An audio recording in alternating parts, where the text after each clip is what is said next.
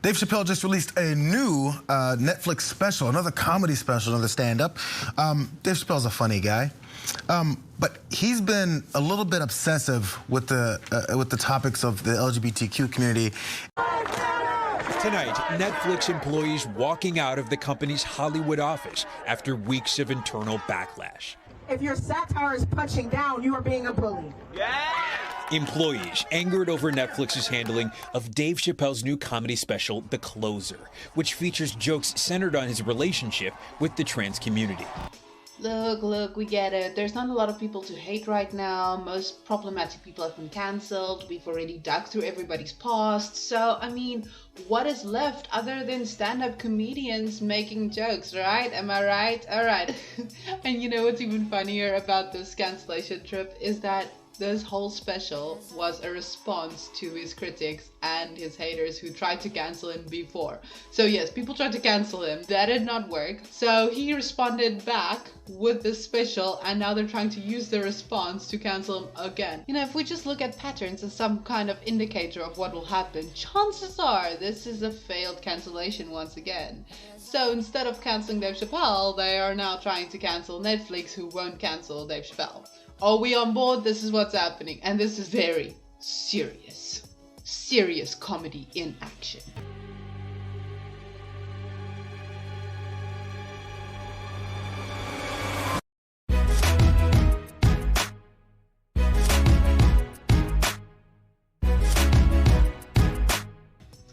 Okay, here's the TLDR. So apparently we are both cancelling Dave Chappell and Netflix, but also neither, because we're not cancelling Dave Chappell, we're not trying to remove his special, we're not trying to censor him, but also we are, because he is wrong. And then Netflix responded to this whole scenario in a way that made the employees feel some type of way, and they made a virtual walkout. Yes, virtual, that's what I said, that's what happened. In an attempt for any of this to make sense in some real world way, because again, I literally can't deduce what implications this entire shit show has, the Young Turks decided to, you know, cover it and address it, and oh boy, how do they make arguments. Spoiler, they don't. They really try though. I mean, they're giving an A for effort. So yes, I am going to punch down, and I know that my platform size is itty titty little bitty compared to them, but it still feels like I'm intellectually punching down. So maybe it's kind of even, maybe not. They do care about platform sizes. I don't know. I want to check this shit out. So just because you don't like somebody doesn't mean that they owe you anything in this world. But what I am going to ask you, if you continue to watch this video, please do not send any hate or harassment or bullying to anybody mentioned in this video. They don't care about it, and I just find that behavior degenerate, and I don't want to associate with you if you're like that. The Trans Employee Resource Group over at Netflix have organized a virtual walkout. Okay, straight up, one of the main reasons that I will struggle to take this seriously is because of the idea of a virtual walkout. It's hilarious. Did you watch the special? No, I haven't seen it. You haven't seen the special? So I haven't opined specifically about that one. I've seen his other Netflix commentary, and you know, it sort of leads. So there's a through line, but at first there were calls to take it off the platform, and I disagree with that, right? But I also disagree with getting angry at people who didn't like it or found it offensive. You're allowed to find it offensive. There's no question about that. I also think that no specific group of people should get to decide like what should be censored on the platform, right? So essentially from the get-go, she's taking the position of basically anti-deplatforming, and she's saying that yes, you are allowed to feel your feels whichever type of way, but it doesn't mean that anybody is more powerful or stronger or has a more prominent say in what should be allowed on Netflix and what not. Minus the idea of harming children, as we saw with Cuties. Nobody's opinion is above anybody else's, but it doesn't mean you're not entitled to it. It just means that it shouldn't have any real world implications like taking the special off of Netflix. So that's what she will be defending, and that's what I'll be responding to throughout this entire analysis. What sucks is that there were really good moments in that stand-up special. There were moments where he made really smart commentary, interesting commentary on race, But to me, like the third act especially just dragged on and made it clear to me that he kind of like stopped with the comedy and it just became pure social commentary. Ooh, okay, here the water gets muddied, and it's not just because it's such a great and interesting idea, but actually two different arguments or viewpoints are happening at the same time, which means that damned if you do and damned if you don't is literally what is playing out in front of us. So either she's criticizing Dave Chapell because the commentary that happened in the first two parts was great and fantastic and she agreed with it and it was transformative, and then the third part not so much, right? So that was like a moral failing because he was just incorrect, his take was wrong, right? That's the one interpretation. The other interpretation of what she had said was that either the first two acts were great because they were comedy only, and then for some inexplicable reason he decided to deliver social commentary in the third act, and that was just not his place and he shouldn't have done that. So either he should have done commentary but he did it wrongful, or he was incorrect, or he had a bad take, or he should have just stuck to comedy and not done the commentary. I don't know which one she's saying. She doesn't know which one she's saying because she's saying both. But essentially, if we just take her opinion, she might as well have just said, oh, season 3 was not as good as season 1 and 2. And like, you know, I read the books, so I know better. And the reason why she's doing this is so that you would agree with her either way, because she's essentially saying that the big fall of the special, the big reason why it sucks is either A, because comedians should be giving commentary and the commentary that he gave was bad, or B, comedians should only be invested in comedy and the fact that he did commentary is what made it bad.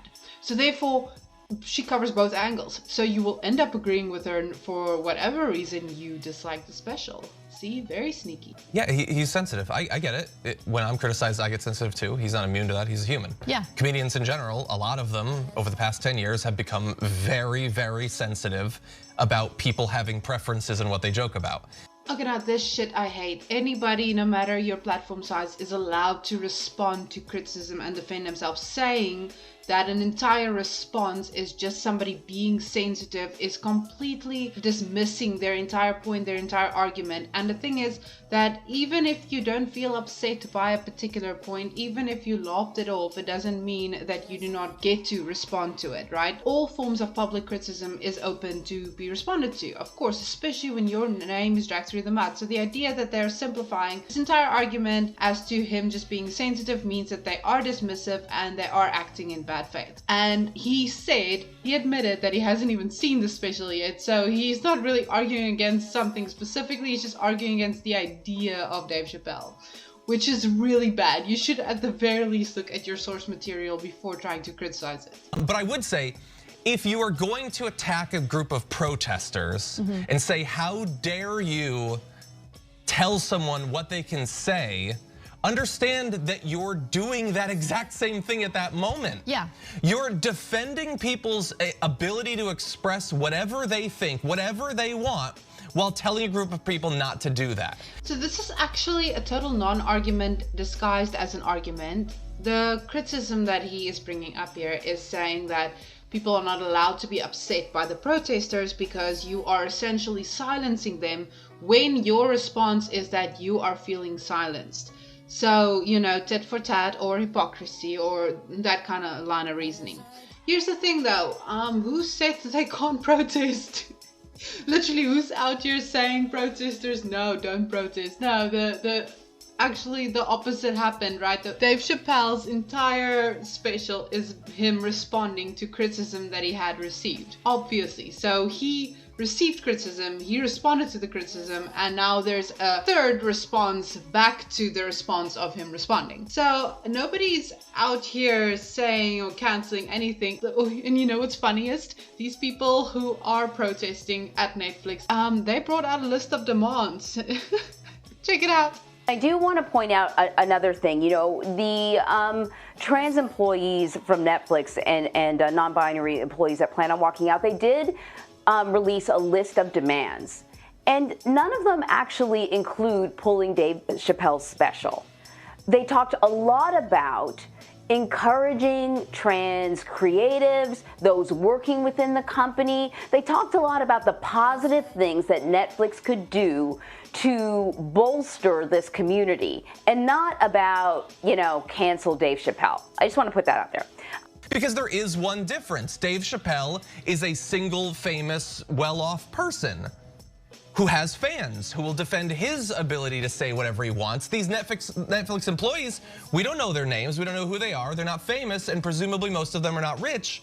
Do they get the same ability to express themselves as we will give to? Okay, so here his argument relies on platform size equals power. And to a large extent, and in 1v1 situations, this definitely matters, right? So the idea that Dave Chapell, as somebody who is powerful and has a lot of people that will fight on his behalf and has access and resources and all these different things, of course, yes, of course there's more power in that. The other side, though, is that all of these people who are anonymous, essentially, and are also a collective, also a group, and not that hard to find. These are not extremists going against Dave Chapell. I would say there's a larger, the most extreme supporters of Dave Chapell are probably equally matched with the most extreme people protesting outside of Netflix. But the other thing is, though, that Dave Chapell can't say or do anything without his name being attached to it. There is a great level of power in anonymity, in the idea of being able to say and do whatever you want without public backlash. So if these people who protest are or were to go off and post horrendous things on Twitter or name and shame or drag him or whatever, then they will not be held to the same standard that he will. So this is kind of with great power comes great responsibility, right? The idea that it's easier for Dave Chapell to be winning this fight because he has a massive platform would only be valid if he is punching down against one person who does not have that same amount of power and platform. But if you look at a protest, a mass amount of people, those are the same amount of people that will probably be defending him on Twitter. His fan base are probably just as significant and as big and as powerful as the people who are trying to cancel him. I think it's actually a pretty equal battle at this point. The fact that they are not trying to remove his special from Netflix also makes this confusing argument, because it seems like the protesters are anti-Netflix and their handling of the situation and not directly anti-Dave Chapell. So the fact that they are turning this into a Dave Chapell is fighting the people kind of narrative seems very disingenuous if we look at the facts of the matter. I like Dave Chapell in the past. I love a lot of stuff of what he's said. I would defend a lot of it, obviously, too. Do I get that same ability? Does a Netflix employee, does a random trans person get that same ability? So here's the hot take of the day that I just want to put out there. Feel free to disagree with me or argue with me. I'm still flirting with this idea, seeing where it goes. Is everybody in this world entitled to an equal-sized platform and equal voice in every single thing? If you think about it, right? So a lot of people on the opposite side of this debate would take the position of, well, if you want to know about trans rights and trans struggles, you should speak to a trans person, which I agree with. Why would you then give equal platform size to somebody who is not trans as somebody who is trans when asking what are the struggles of being trans? Should it be a democracy? Should it be equal size? Now, the thing is that Dave Chapell is not running for office. He is not trying to inform policy. He's a stand-up comedian. He's here for the ha-has and the hee-hees and the lol-lol-lols, right? So if you accidentally watched the special and you thought that you were trying to elect the new president of the United States, then maybe this would make sense, you know, the idea that everybody should have a say in what his comedy is about.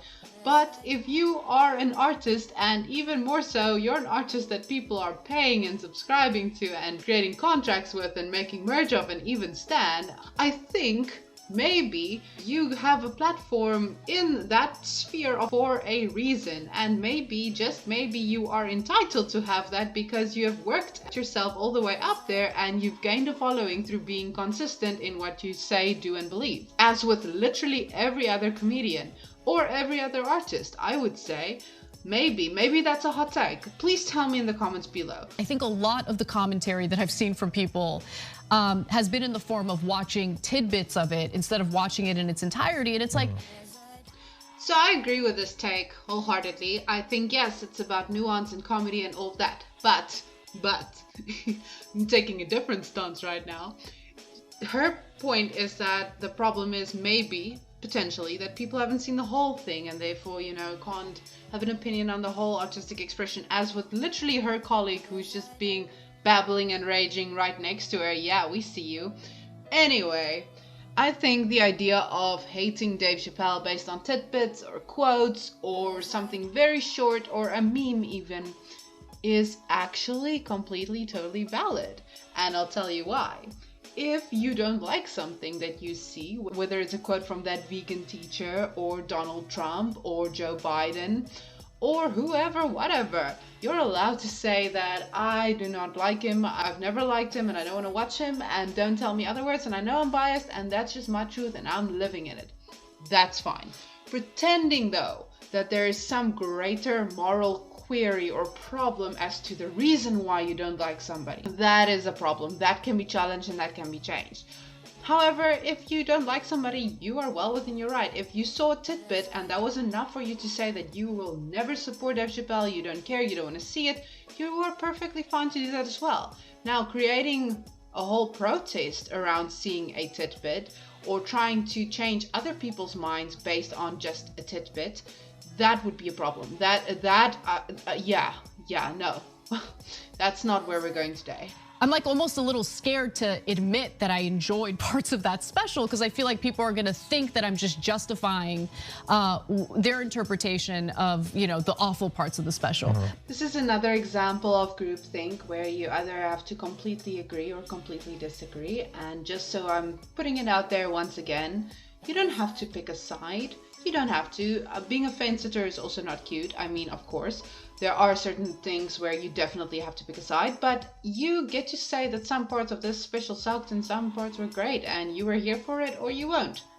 That is fine. You don't have to justify it either or way. This is a creative artistic expression. You can literally agree with his entire LGBT take and still be like, I didn't find it funny. I agree with him politically, but I don't care about the comedy. It wasn't funny. You're allowed to say that as well.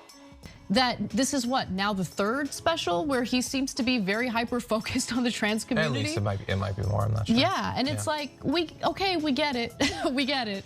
Like, let's move on. I think this criticism is very similar to what we think here on YouTube when we see a creator make multiple videos on the same person day in and day out, and that's kind of their chosen lol cow and that's how they go about life. My personal stance, I think this is a very subjective feeling. You can feel any kind of way about this. Personally, me, I don't care. I prefer to watch content when there's new information or new takes, not the same thing over and over again. But that's just me. If you want to make multiple videos on the same person at the same time, go for it. It's your life, it's your truth. Nobody's gonna stop you. And now, after the rally happened, Ted Sarandos, he's the co-CEO of Netflix, wrote to staff in a leaked internal memo last week that content on screen doesn't directly translate to real world harm. That was what he previously said.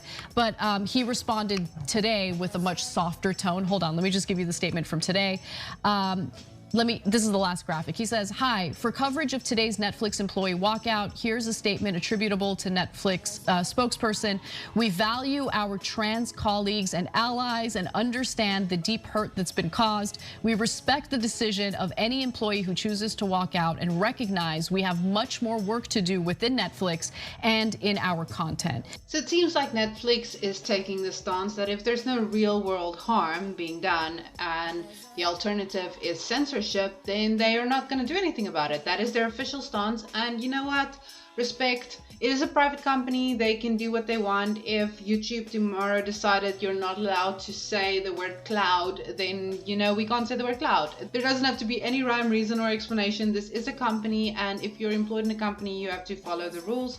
And the only real way that they would be able to enforce change externally through the law, as far as I understand and know about it, is if they can prove somehow that this has caused harm to somebody or to some extent outside of watching it and feeling offended, which I don't think they can. So yeah, I think Netflix is well within its right to respond this way, and unfortunately or fortunately, whatever, they don't have to care about the audience or staff perception of this event. And like, I think that there was a change in the response to the workers and their concerns because they staged a walkout. Yeah. Right? It shows you how much power workers actually have if they're, you know, willing to put something on the line. Yes, remember the earlier point that he tried to make, how Dave Chapell is a bigger platform and therefore more power, so what he says goes and regular people do not have that same power. This is the actual evidence that yes, they do. This is why I argue that the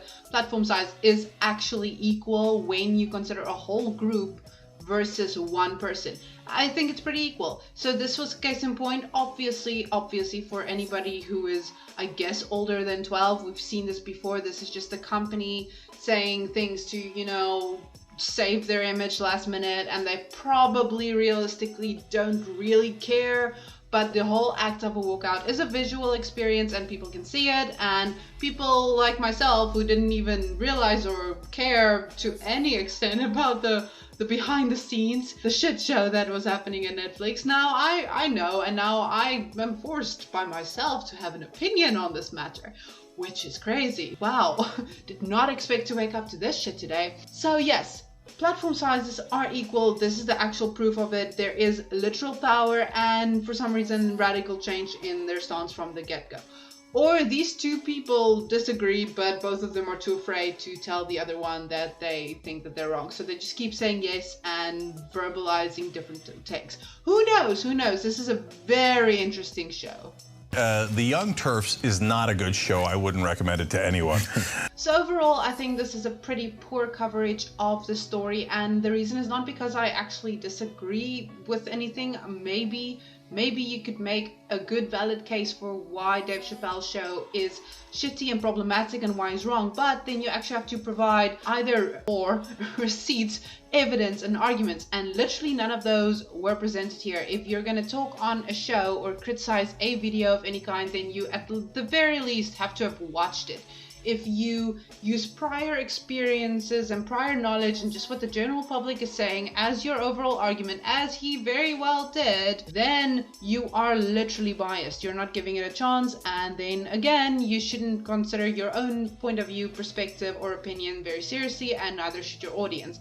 And what is interesting, if I go through the comment section, it seems pretty evident that people just immediately decided to cancel Dave Chappell, which again, you could possibly maybe theoretically do, but you have to have a argument. You have to present something.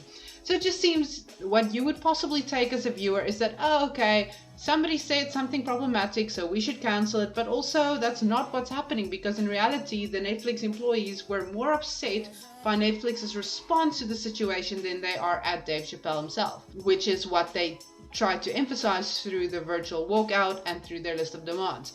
So this story is being turned into a cancel Dave Chappell, but literally nobody's trying to cancel Dave Chappell. Nobody directly impacted, nobody on Twitter. Apparently they dragged me on Twitter. I don't give a fuck because Twitter's not a real place. Yeah, so like, who is the enemy again? I'm very confused. Who are we fighting with or against? What is actually what's happening? Yeah, so this is a massive nothing burger because we can't identify who we're for and who we're against and what we're fighting and what we're saying. But you know what? There's not a lot of drama, so people want to fight somebody, and guess what? You're on the chopping block, dude. It is what it is. Anyway, if you made it all the way here, I just want to absolutely motherfucking thank you all for 1,000 subscribers. This is insane. Did not think anybody would want to listen to me. I can't believe it. It's insane. And it's even worse if you think about the fact that, like, I'm just a thought with an opinion and I don't know shit about fuck. Peace.